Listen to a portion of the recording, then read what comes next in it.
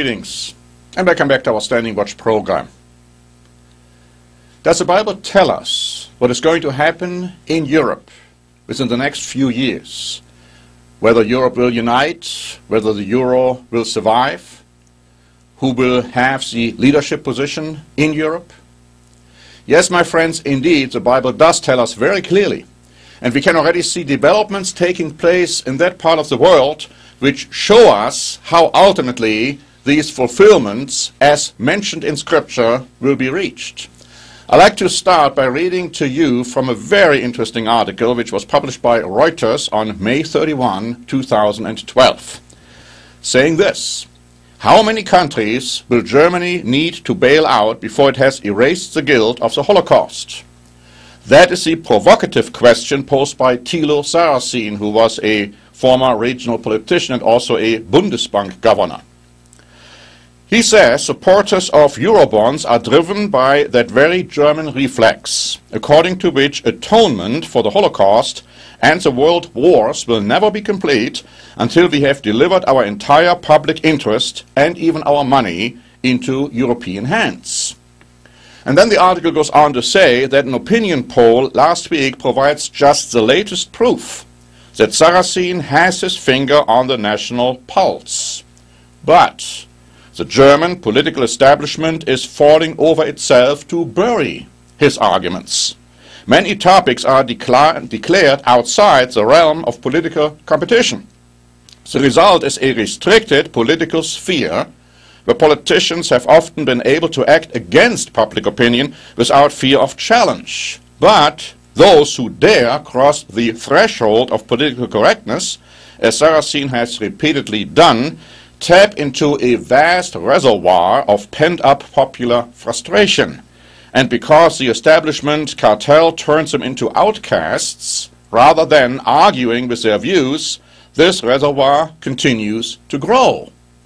And then they are asking the very pointed and interesting and alarming and frightening question. It is unlikely, they say, that the anti-charismatic Sarrazin will end up becoming the German equivalent of Holland's Geert Wilders or Austria's Jörg Haider. But the refusal of mainstream politicians to engage in full-throated political competition with their opponents could pave the way for someone equally undesirable to claim that mantle. It would be a tragic paradox if the German establishment's guilt over past extremism hampers its ability to overcome the populists of the future. And the Bible, my friends, makes it very clear that such a populist will arise in Europe, in Germany. But what most people don't realize, this person is not going to be anti-European. He is not going to be a nationalist. He will be for Europe.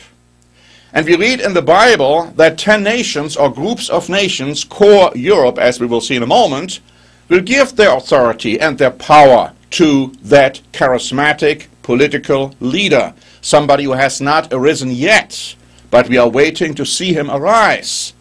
Somebody who may not even be originally looked at someone who is going to take that position, that office. But once he is in office, he will rule with an iron fist, and democracy will be a thing of the past in Europe. That is what the Bible tells you. The Bible also identifies this person. The Bible calls that person the beast in the book of Revelation. Now let me read to you another article from Der Spiegel Online, dated June 12, 2012, which has this to say. It's asking the question, has Germany learned its lessons from history? They say, the European Union was created to avoid repeating the disasters of the 1930s, but Germany, of all countries, has failed to learn from history. As the euro crisis escalates, Berlin should remember how the banking crisis of 1931 contributed to the breakdown of democracy across Europe. Breakdown of democracy across Europe.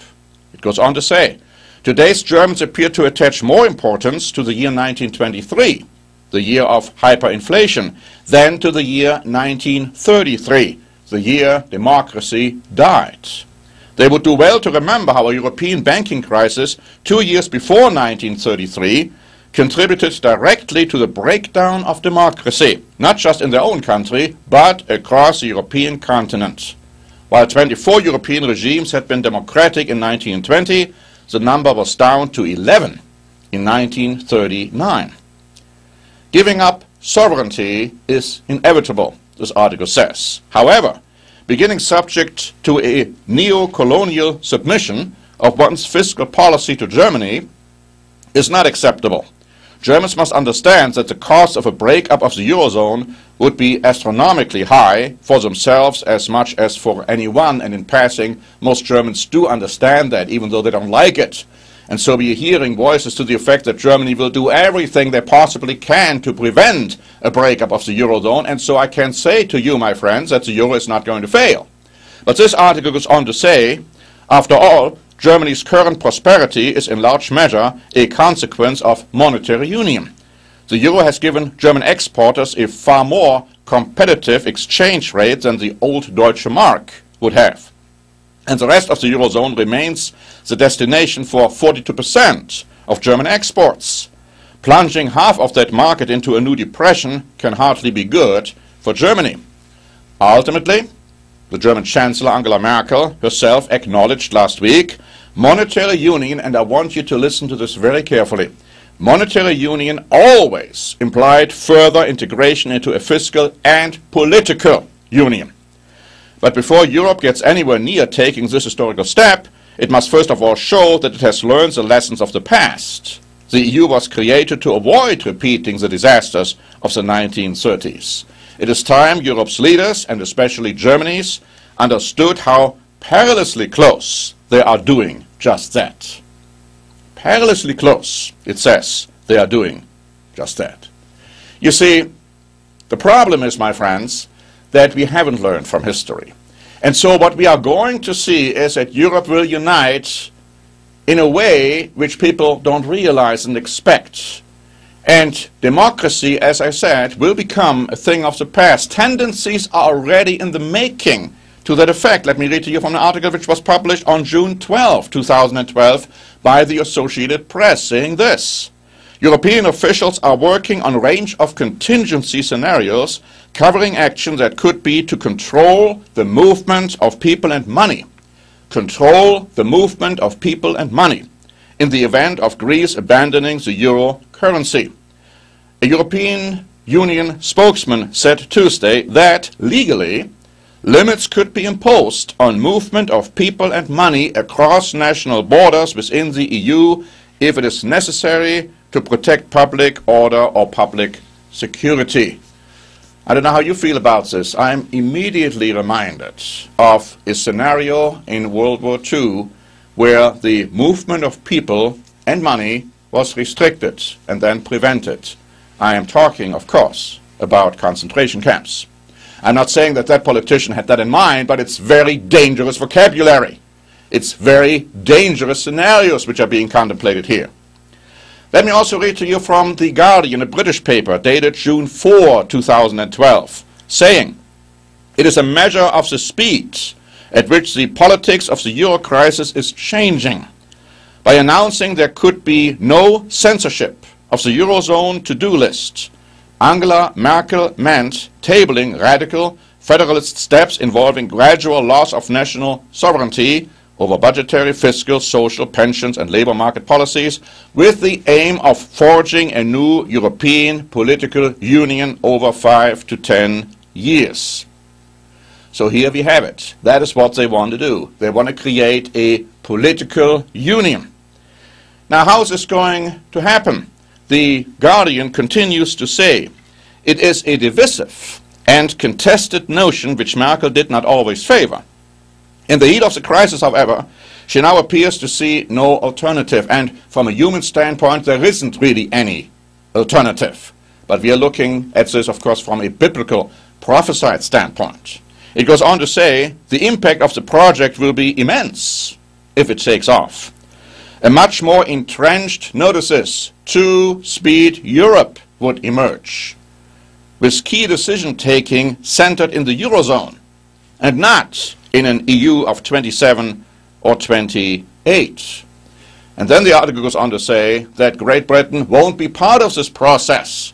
And the German press has already stated that Great Britain, through their politics, has already gotten to the point where they will soon leave the EU. You see, my friends, the Bible tells us that it's going to be 10 European nations or groups of nations, core Europe, which is going to give the power and authority to the charismatic political and military leader called the beast in Scripture. So what we are seeing right now is developing into this scenario. Let me also read to you from Deutsche Welle, which reported on June 7, 2012. The German Chancellor Angela Merkel sees the future of the EU in a closer political union that gives Brussels more authority. We don't only need a currency union, we also need a so-called fiscal union, she said in an interview with German broadcaster ARD aired on Thursday. And we also need first and foremost a political union, meaning we must cede responsibilities to Europe step by step, she said. Merkel acknowledged that the EU now has different speeds, referring to the countries in the Eurozone and those that have their own national currencies. She said the differences would become more pronounced over time because the Euro countries would inevitably draw closer together. We cannot stand still because others don't yet want to come along, she said, specifically, of course, having Great Britain in mind. And then also the EU Observer wrote on June 7, 2012, the Chancellor made the clearest case yet for his two-speed Europe in matters of economic integration. But it's not just talking about monetary integration. We are talking about political integration. We are, yes, talking about military integration. A unified European military is going to develop. And then finally, the local, stated on June 7, Chancellor Angela Merkel said Thursday that she would work towards a European political union, even if that meant a two-speed approach. And so this is exactly, my friends, what the Bible has prophesied all along, that we ultimately have a core Europe of 10 nations or groups of nations under German leadership, giving the power and authority to the beast, a charismatic German politician. He will rule for a very short time, but he will plunge this world into what the Bible calls a great tribulation. No one is going to be able to stop it. Everybody will be caught by surprise when it happens. You see, my friends, Jesus Christ warned us. He said, the time will come so bad. They have never happened before these days, and they will never happen again. But if those days wouldn't be shortened, no human being would survive. The good news, my friends, is that those days will be shortened. The good news, my friends, is that Jesus Christ will return. And he will shorten those days. And he will restore the kingdom and the government and the rule of God here on this earth. No human government has ever brought peace. It's not going to be the United States of America. It's not going to be the British Commonwealth. It's not going to be the United States of Europe or Russia or any of those powers. They will be replaced when Jesus Christ returns to restore the kingdom, the righteous, godly kingdom on this earth, and rule mankind with mercy, with compassion, but also with righteousness, and also with an iron fist, in that sense that he is not going to tolerate rebellion anymore against God's law. Yes, that's going to happen, and it's good for mankind. That is what we should be waiting for. That is what we should be praying for. Christ told us to pray daily, your kingdom come. Let us do that, my friends. And thanks very much for listening. This is Norbert Link for the Standing Watch program.